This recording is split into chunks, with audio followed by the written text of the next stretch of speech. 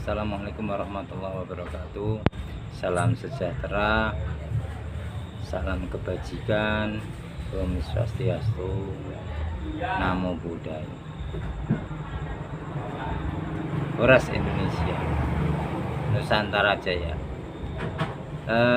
Kita ketemu lagi. Kali ini saya akan ajak teman-teman untuk ngobrol-ngobrol santai tentang Nusantara di masa depan menurut pandangan orang-orang dahulu. Jadi saya dapat komen dari seorang teman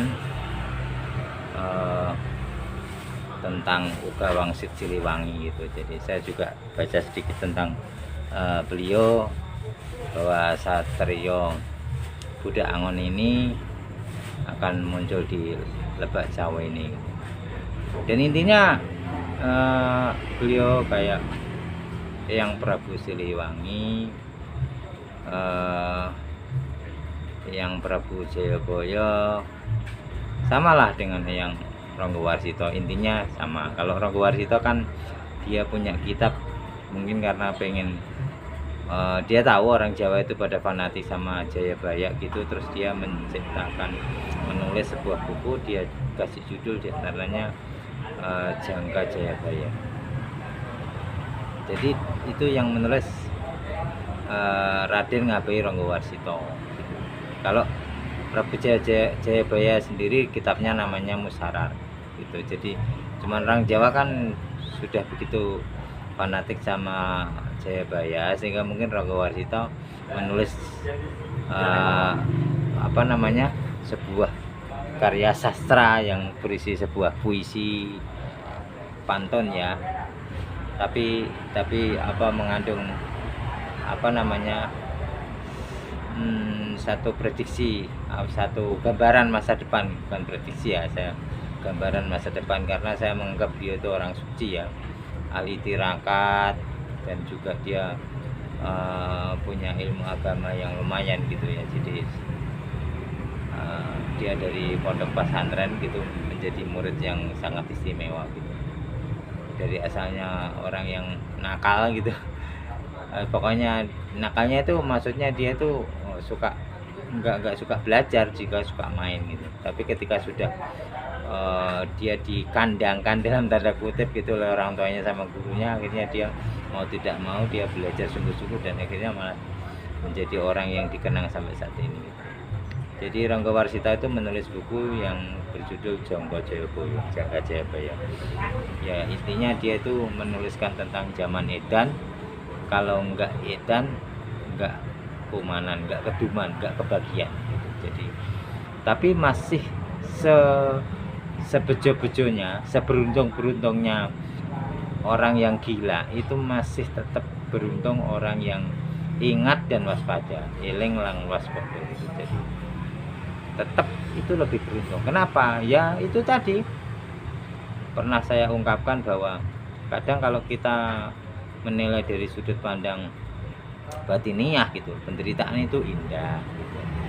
Jadi kita beruntung merasakan penderitaan itu, kesengsaraan, kepahitan hidup, kegagalan, itu ternyata indah sekali kalau yang paham ya. Mungkin yang sering mendengarkan kajian-kajian filsafat dari Dr. Fahrudin Faiz gitu kan ya, itu sebetulnya orang yang menderita, yang gagal, yang kecewa, yang frustasi, yang dibikin Allah itu tidak beruntung, itu sebetulnya orang yang paling beruntung di dunia.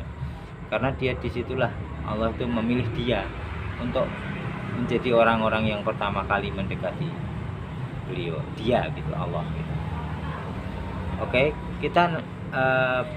saya mengajak teman-teman untuk membahas masalah Ranggawarsita ini, yang diantaranya itu prediksinya yang spektakuler tentang 7 satria piningit itu tadi. Yaitu yang pertama adalah Pak Karno. Pak Karno itu dikatakan Ranggawarsita sebagai satria Kuncoro Kinunjoro. Jadi Kuncoro itu terkenal, Kinunjoro di penjara. Jadi Pak Karno itu dari dulu memang kan keluar masuk penjara, dari zaman penjajahan Belanda sampai zaman Orde Baru dia itu dikurung di dalam rumah kan gitu. Nah itu jadi dia jontrone apa namanya Ranggawarsita tepat sekali bahwa satrio sing kapisan yang pertama itu adalah satrio Kuncoro Kinunjoro yang terkenal tapi keluar masuk penjara. Terus satrio Kapindo yang kedua itu adalah satrio Mukti Wibowo Kesandung Kesampar. Jadi posisinya itu dia mukti itu berjaya ya, berkuasa gitu. Wibowo itu berwibawa ya. Mukti itu ya bisa berjadi kaya raya gitu, mukti itu. Tapi Mukti Wibowo berarti kaya raya dan ditakuti gitu. Berwibawa gitu. Mukti Wibowo neng Kesandung Kesampar, artinya setelah masa tuanya beliau diturunkan oleh mahasiswa dengan ibaratnya kurang hormat gitu. Ya entah, kita nggak membahas benar salah baik jelek ya, ini cuma tulisan Ranggawarsita seperti itu. Jadi memang beliau itu mukti dan wibowo, kaya raya dan ditakuti, tapi kesandung kesampar. Di akhir hidupnya seperti kesandung, kejelumup gitu ya, jatuh tersungkur gitu, dan kesampar tuh di kayak ada sesuatu di jalan kita singkirkan pakai kaki, itu namanya kesampar. Kemudian satrio katelu, satria ketiga itu adalah satrio Jinumput Sumela Atur. Nah itu kalau kita lihat Pak Habibie itu kan memang dia itu Jinumput, dipilih langsung oleh Pak Harto. Jadi bukan pemilihan atau apa, tapi dijuput gitu sama Pak Harto. Jinumput dipilih langsung, diambil ya, saya mundur, Pak Habibie menggantikan saya. Jinumput Sumela Atur itu hanya menyela. Atur itu omongan, kalau orang pidato atur, jadi pembicara yang hanya sela gitu. Misalnya kalau ada seorang kiai besar diundang untuk hadir tapi belum sampai, masih di perjalanan, nanti ada kiai yang sambil menunggu kiai yang utama ini beliau bicara, itu namanya Sumela Atur. Jadi Pak Habibie itu cuma sementara untuk mengantarkan demokrasi gitu. Terus yang keempat itu satrio Lelono Topongrami, yaitu Gus Dur. Lelono itu pergi terus, dan Topongrami itu berkuasa atau bertapa tapi dalam keramaian. Artinya di dalam keramaian sebetulnya itu dia berprihatin, dia tidak menyendiri, tapi dia kumpul dengan orang, tapi dia posisinya sebetulnya dia lagi bertirakat. Nah itu Topongrami gitu. Nah itu Gus Dur. Kita tahu Gus Dur tuh keliling dunia pada masa jadi presiden, Lelono. Dan dia sukanya kalau di Indonesia itu dari makam ke makam, sampai dia menemukan makam-makam yang belum ada sebelumnya. Dia bilang ini beliau wali ini begitu. Dan ada salah satu yang spektakuler itu beliau mengatakan bahwa Sunan Kalijaga ada di Senori ya, Tuban gitu ya, Jatirogo gitu ya, wallahu alam.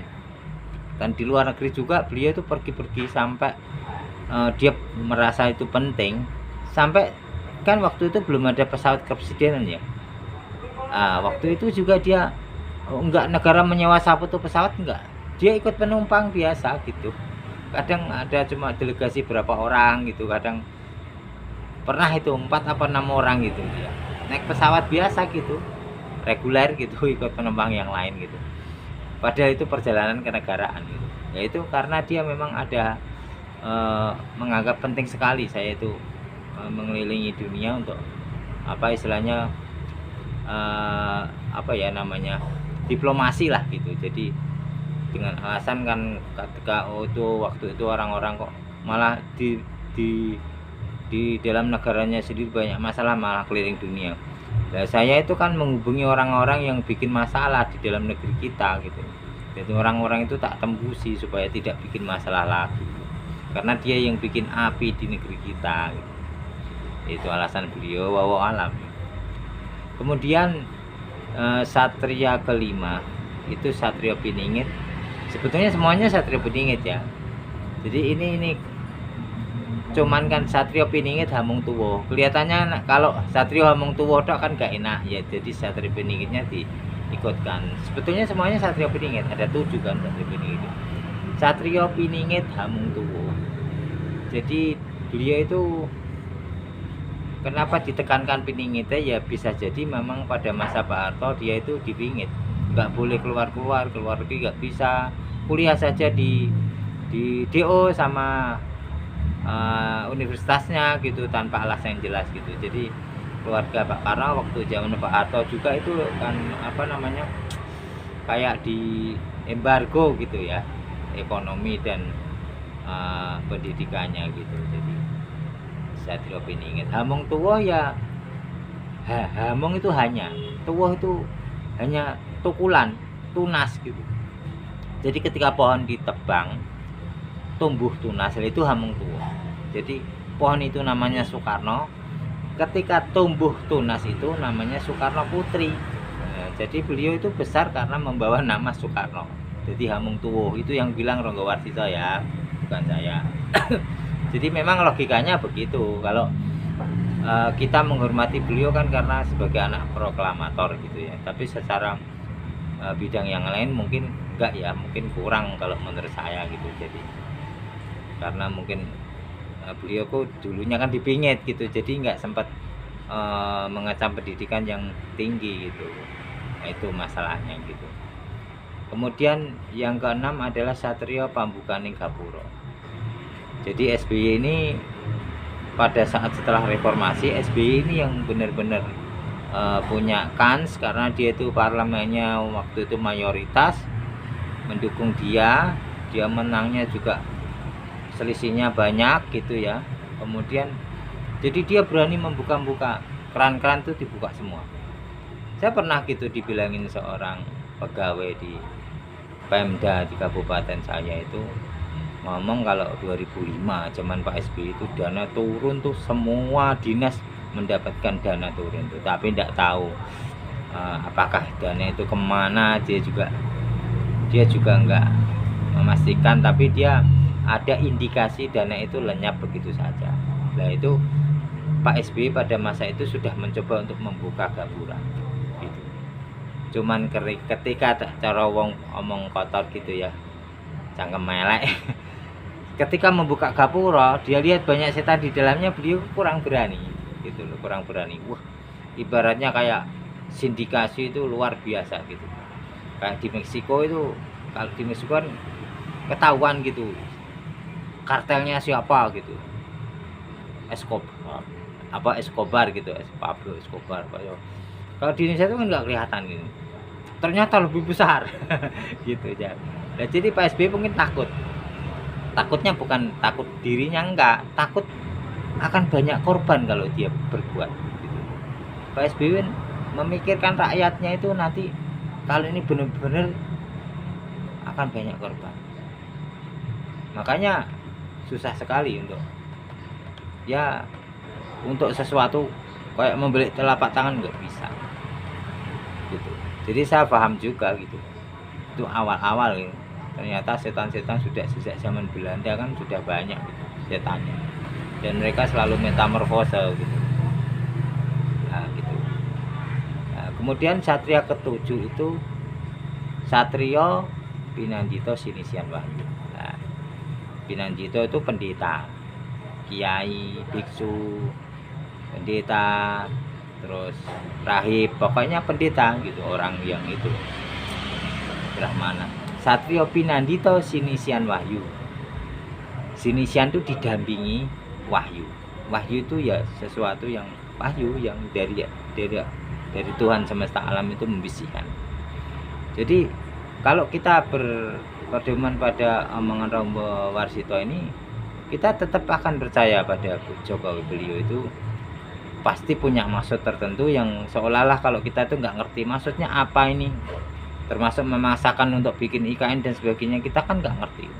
Tapi sebetulnya beliau kan jauh ke depan karena memang beliau itu, kalau menurut Ronggo Warsito ya, Sinisian Wahyu. Jadi dia itu sudah didampingi wahyu, sehingga apa yang dia katakan, dia lakukan mungkin buat orang itu nggak masuk akal, tapi itulah yang terjadi gitu.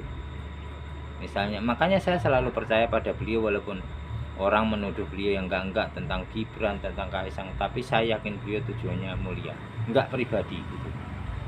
Beliau memikirkan bangsa ini, ya kita lihat saja nanti kan gitu. Namanya harimau meninggalkan belang, gajah meninggalkan gading. Ya beliau ini nanti meninggalkan apa gitu. Nggak bisa sekarang diaran-arani, disebut-sebut, nggak bisa besok gitu kalau udah tua baru ketahuan gitu. Jadi IKN itu nantinya bagaimana baru ketahuan nanti kalau lah 7 satria inilah yang disebutkan Ronggo Warsito. Lantas bagaimana posisinya dengan satria ke-8 tidak disebutkan, dan ini kenapa ya tidak tahu gitu. Tapi secara logika 7 ini sudah selesai, 8 itu tinggal 8, 9, 10, 11 udah ibarat rumah itu fondasi dan itunya udah tinggal menghias saja gitu, udah tinggal melanjutkan. Jadi presiden 7 ini yang ibaratnya itu bekerja sesuai keahlian masing-masing dan semuanya ada fungsinya. Ya seperti yang pernah dikatakan Gus Dur, Pak Harto itu kesalahannya besar tapi jasanya juga besar. Nah itu kan, jadi kita juga harus adil, jangan menilai kesalahannya saja tapi juga jasanya. Mungkin kalau tidak ada beliau mungkin tidak stabil negeri ini. Tahun 65 kan begitu kan, luar biasa gitu. CIA aja sudah satu kedutaan, CIA sampai semua gitu loh. Belum lagi KGB dan sebagainya. Waduh, belum lagi yang dari PK Partai Komunis Cina dan sebagainya. Pokoknya semuanya saling berebut pengaruh di sini karena begitu luar biasanya sehingga mereka itu perlu memberikan perhatian khusus, termasuk Amerika itu menempatkan semua dari mulai di satpamnya sampai semuanya dari orang CIA itu pada masa Pak Karno. Nah jadi semua punya fungsi masing-masing dari Pak Karno sampai Pak Jokowi, mengantarkan Indonesia ke masa-masa keemasan. Nah kemudian Ronggo Warsito juga menyinggung masalah awal mula huru hara itu kekisruhan. Ya namanya itu ciri-cirinya adalah pitik tarung sekandang. Ayam itu bertarung satu kandang itu saling bertarung. Itu beliau mengatakan dalam Surya Sengkolonnya itu satrio pambukaning wiwarangkaning neraka. Jadi itu kalau diterjemahkan satrio itu pandito pambukaning wiwarangkaning neraka. Pandito itu 7 ya kan, pambuka itu 9 membuka 9, terus wiwarangka ya 9, neraka itu 1, kayak surga juga 1, neraka 1, jadi 1997 itu awal dari Kolobendu. Jadi awal dari semua kekisruhan ini. Nah posisi seperti itu akan berakhir ketika Pendawa sudah datang. Kapan Pendawa datang? Tahun 2025. Apa Surya Sengkalanya yang dibilang beliau adalah Pandawa mulat sirnaning penganten. Pandawa itu 5, mulat 1, 2, mulat 2, sirna 0, penganten 2. Jadi 2025. Pandawa mulat sirnaning pengantin. Jadi kalau 1997 itu Pandito membuka gerbang neraka. Kenapa Pandito? Ya kan? Nah ini jadi itu apa pemikiran kita. Kok yang membuka gerbang neraka malah Pandito, malah kiai, ya kan? Malah biksu, malah pendeta, ibaratnya gitu. Pandito pambukane yang membuka gerbang neraka. Artinya neraka kan panas sekali, nar ya, berarti gitu, api. Nah, jadi konflik-konflik setelah 97 ini terus dari kecil menjadi besar itu karena mereka-mereka yang mengatasnamakan agama, ya kan. Makanya sekarang udah mulai kebongkar adanya makam palsu, ya kan, nasab palsu yang kemarin sudah saya buka di vlog saya tentang pohon gorgot sebagai nasab palsu ini tadi, tempat bersembunyi para habib. ya kan, mengibuli kita. Kemudian batu nisan ini yang berteriak, ini loh ada Yahudi di belakangku, bunuhlah. Artinya apa? Bunuhlah karakternya. Nisan ini palsu karena aku bukan seperti yang disebutkan itu. Nah itu. Nah 2025 adalah Pandhawa mulat sirnaning penganten. Mah, Pandhawa itu 2025 mulat sirnaning penganten. Itu. Jadi sudah 2025 adalah masa kejahatan itu musnah.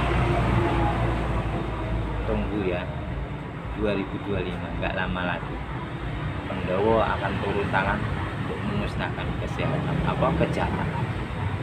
Sampai di sini vlog saya. Terima kasih sudah menonton. Kita tunggu vlog saya berikutnya. Sampai jumpa. Assalamualaikum warahmatullahi wabarakatuh.